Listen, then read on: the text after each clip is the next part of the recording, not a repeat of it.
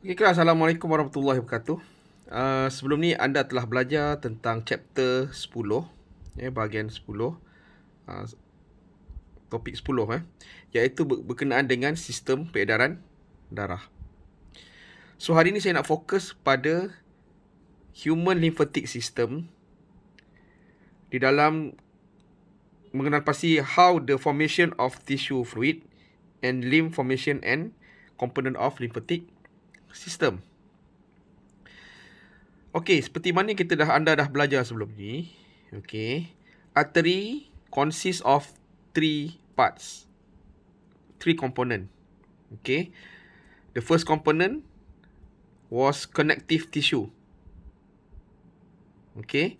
Dan connective tissue ini akan dihubungkan ataupun berhubung dengan smooth muscle yang terletak di antara endothelium. Okey, bahagian endothelium di dalam lapisan di dalam salur darah. Okey, dan di tengahnya adalah smooth muscle diikuti dengan connective tissue.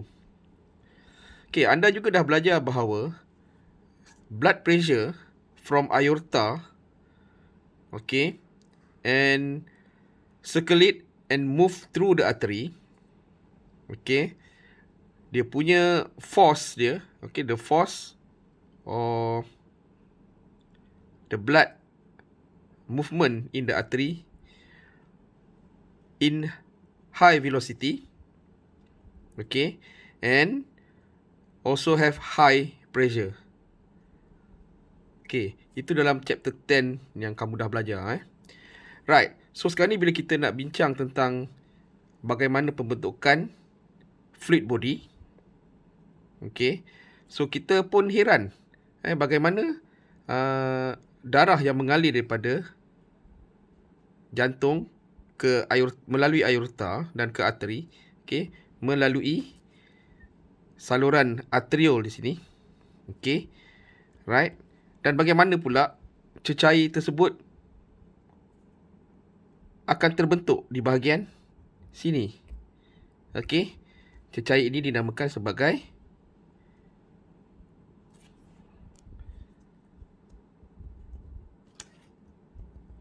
tissue fluid. Okey, bagaimana keadaan ini boleh berlaku? Okey, so semuanya boleh berlaku kerana tentang karakteristik yang terdapat pada salur darah itu sendiri. Okey. Pertama sekali, at the arterial end of the blood capillary, okey, has a higher pressure. Okey, saya ulang lagi sekali. Blood that reaches the arterial end of the blood capillary has a high pressure due to small diameter and pumping force of the heart. Maksudnya, darah yang sampai di hujung arterial ini, okey, memiliki tekanan darah yang tinggi. Dan apabila tiba di blood capillary yang memiliki diameter yang kecil, okey, dan akibat daripada tekanan darah yang tinggi, okey, the blood plasma diffuse continuously from the blood capillaries to the intercellular space. Okey, so di bahagian ini dinamakan sebagai intercellular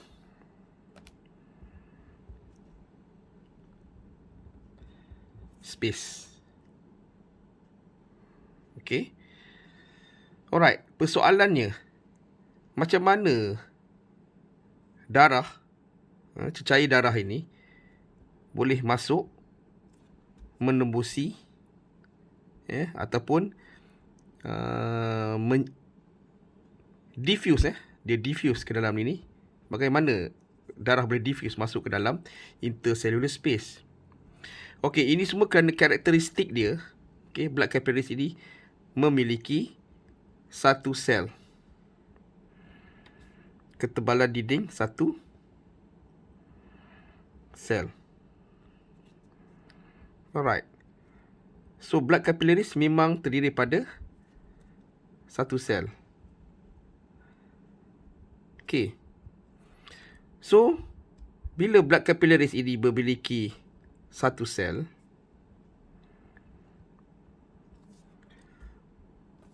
alright, blood plasma yang terdapat di dalam blood capillaries ini, okey, will ooze ataupun dia mengalir melalui celahan ini. Okey, dia akan mengalir melalui celahan ini.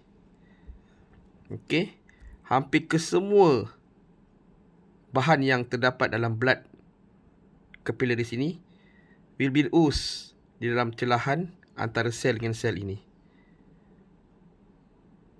Okey, dia akan membasahi di bahagian ruangan intercellular space, di bahagian ruangan ini. Okey, lalu membasahi sel ini. Okey, dan akhirnya sel yang telah dibasahi dinamakan sebagai tissue fluid. Okey. Alright. So, bukan semua bahan yang terdapat di dalam blood capillaries ini akan mengalir ataupun diffuse, meresap masuk ke dalam intercellular ini. Semuanya akan terserap kecuali pertama sekali, for sure, objek yang besar ialah red blood cell ataupun dinamakan sebagai erythrocyte.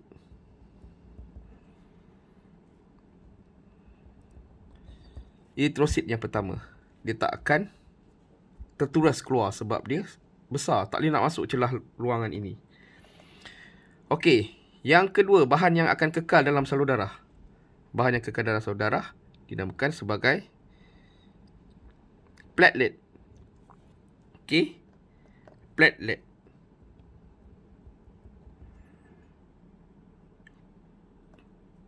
Okey, platelet akan remains dalam salur darah. Okey, and last but not least, bahan yang ketiga yang dinamakan sebagai plasma protein. Okey, plasma protein.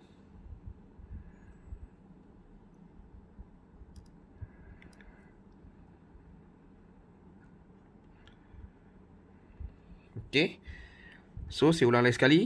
Semua bahan cecair yang terdapat dalam blood capillaries will be diffused into the intercellular space, buses the tissue fluid.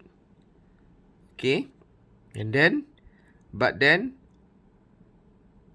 in the blood capillaries will remain first erythrocyte, platelet, and plasma protein. Kenapa plasma protein dan platelet erythrocyte tak boleh memasuki ruangan intercellular space ini?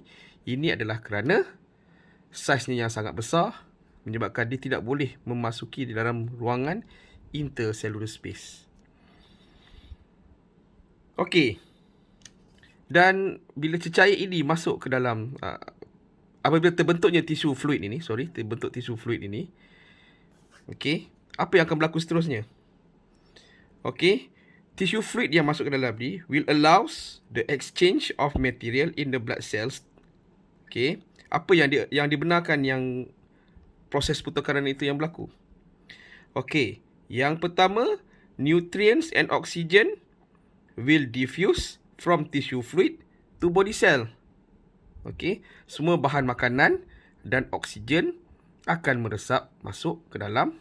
Okey, so O2 and nutrient semuanya akan diffuse masuk ke dalam sel. Okey? Sebab sel perlukan oksigen dan perlukan nutrien untuk direspirate dan sebagainya.